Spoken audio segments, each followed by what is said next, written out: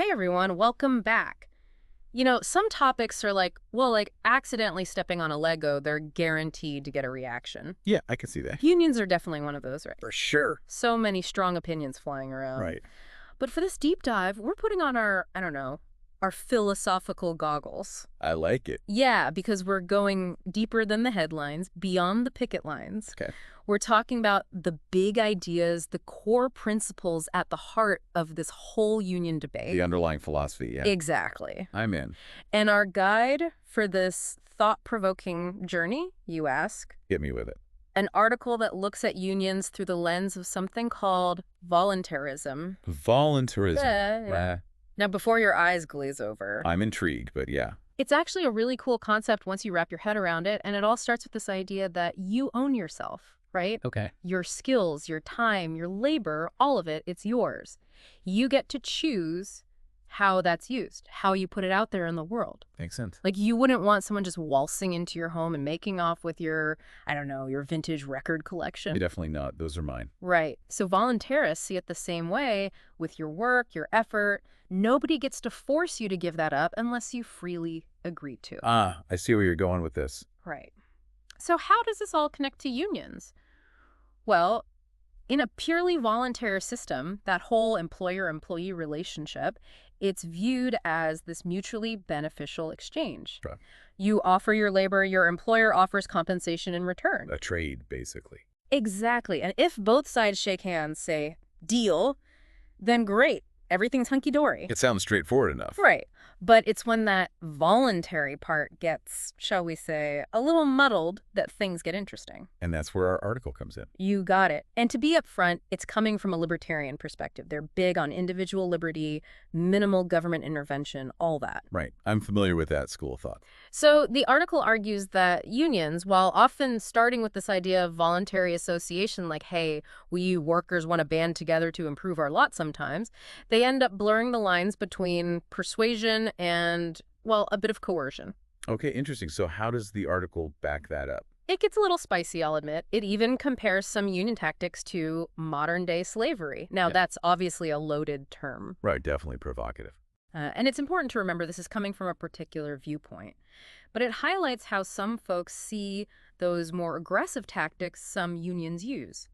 Go on. Things like, violence on picket lines or pushing for regulations that basically force employers to accept deals they wouldn't otherwise as a violation of individual liberty. So the article suggests those tactics can infringe on the freedom of both workers and employers. Yeah, and it uses this really powerful analogy. Imagine, like, you and I and a bunch of friends, we all want pizza, right? Always down for pizza. Right. And we decide, hey, let's pool our money, see if we can snag a bulk discount. Totally cool, right? Makes sense. But if we then go barging into the pizzeria, threatening the owner, Yeah. demanding free toppings or else... Okay, yeah, that's crossed the line. Exactly. It's not really a free exchange anymore, is it? Definitely not. I'm starting to see where they're coming from. Right. And that's kind of the crux of the article's argument. They're not necessarily saying unions are inherently bad. Right.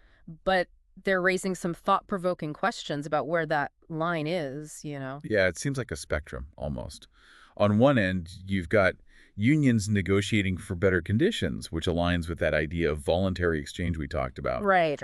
But then on the other end, you have those more aggressive tactics that might be seen as stepping on individual rights. Exactly. And the article doesn't shy away from those tougher aspects of union activity. Like, it mentions how some unions have been known to intimidate workers who decide not to strike. Oh, wow. Even resorting to violence in some cases. Really? Now, it's super important to note this doesn't represent all unions. Not at all. Right, of course. But it's a point the article raises to illustrate how that collective action, even when done with the best intentions, can sometimes, maybe unintentionally, Yeah. infringe on individual rights. Interesting. So it's all about finding that balance, that sweet spot, where collective bargaining doesn't overstep its bounds and turn into something that compromises individual liberty. You got it. And that, my friend, is the heart of this deep dive.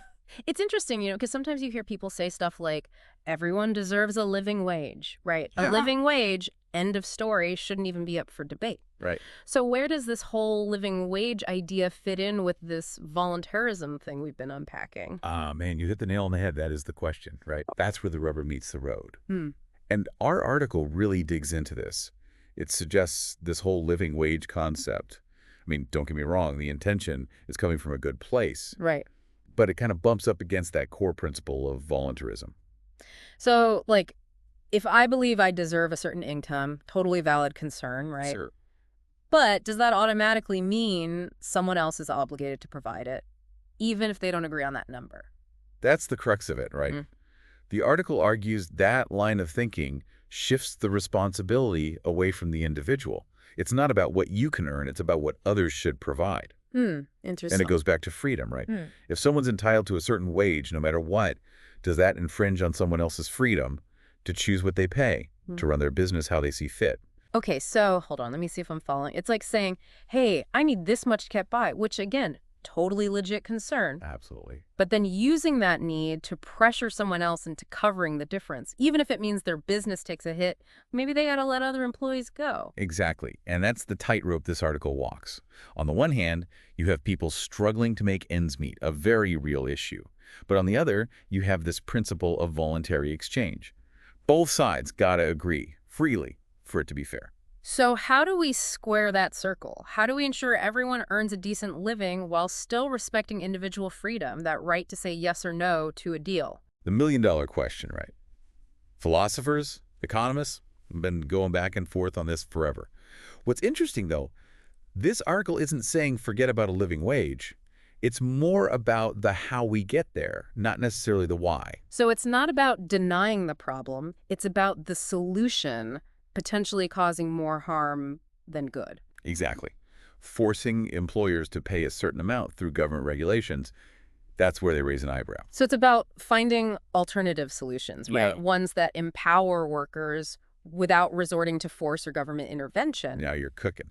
Yeah. And that's where things get really interesting because it forces us to think outside the box. So we've been talking about, this whole voluntary exchange thing. Right. But are there ways to actually promote, I don't know, fair wages, decent working conditions, all that good stuff? Yeah. Without resorting to, like, mandates, force, someone cracking the whip. Right, right. And that's where the article gets really, I think, hopeful. It talks about empowering workers through other means, Okay. Like what? like increasing competition in the labor market. Okay, so more options for workers. Exactly.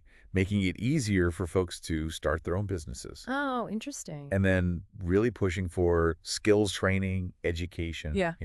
Giving people the tools. Up their game. Exactly. Yeah. So instead of forcing employers to pay a certain amount, Yeah. it's about equipping workers to say, hey, this is what I'm worth. I like it. Right. If you've got in-demand skills, Yeah. you're offering something valuable, you're in a much stronger position to negotiate. That makes sense. But what about those situations? And they definitely exist, where it feels like there's this massive power imbalance, right? For sure. Like industries with only a handful of big companies calling the shots. Workers, they don't have a lot of other options, even if technically they're, quote unquote, choosing to work there. Right. You're hitting on a really crucial point. It's not always black and white. Yeah. This voluntary versus coercive thing. Right.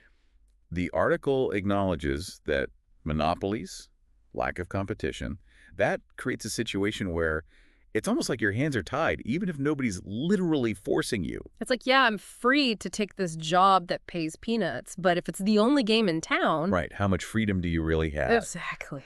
And that's where the article suggests maybe, just maybe, a little bit of regulation isn't such a bad thing. Not to dictate every little thing, but to make sure the playing field is kind of, level. Fair. Yeah. And to prevent companies from taking advantage, So it's about finding that balance, right? Protecting individual freedom, but also acknowledging that sometimes the market, it needs a little nudge in the right direction. 100%. It's nuanced, right? There's no magic formula, but recognizing that both sides have a point, that's a good starting point.